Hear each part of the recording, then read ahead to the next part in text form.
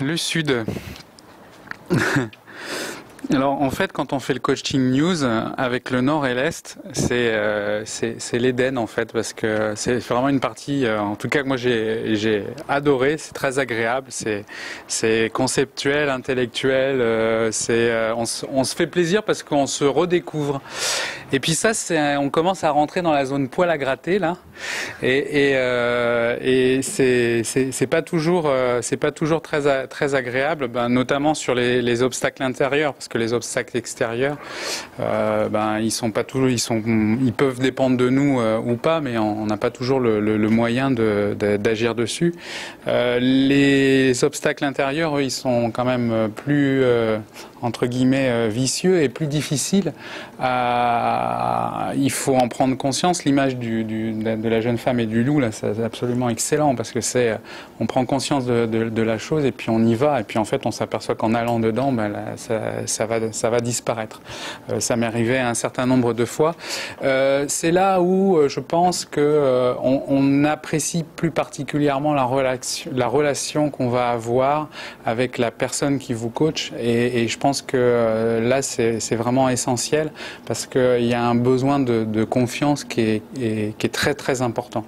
Je pense qu'on peut pas arriver à travailler sur les obstacles si on n'a pas une entière confiance dans la personne qui est en face de soi.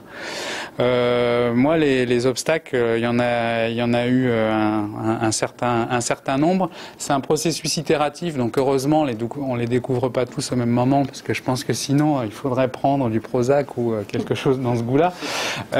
Et c'est important d'avoir d'abord l'optimisme du Nord pour se dire ah oui, tiens, j'ai la vision, pour être capable d'affronter son Sud et de se dire bah oui, voilà, je sais que j'ai ces obstacles-là, et la difficulté c'est ouais, j'ai identifié l'obstacle, mais comment je fais pour arriver à avancer là-dessus? Et c'est pareil, ce processus, c'est difficile de le faire tout seul. On a besoin d'avoir un miroir, on a besoin d'avoir une espèce de partie de ping-pong où on est un petit peu poussé dans ses retranchements, parce que c'est un obstacle, parce que c'est lié à la peur, et que on n'est pas toujours capable d'y aller soi-même.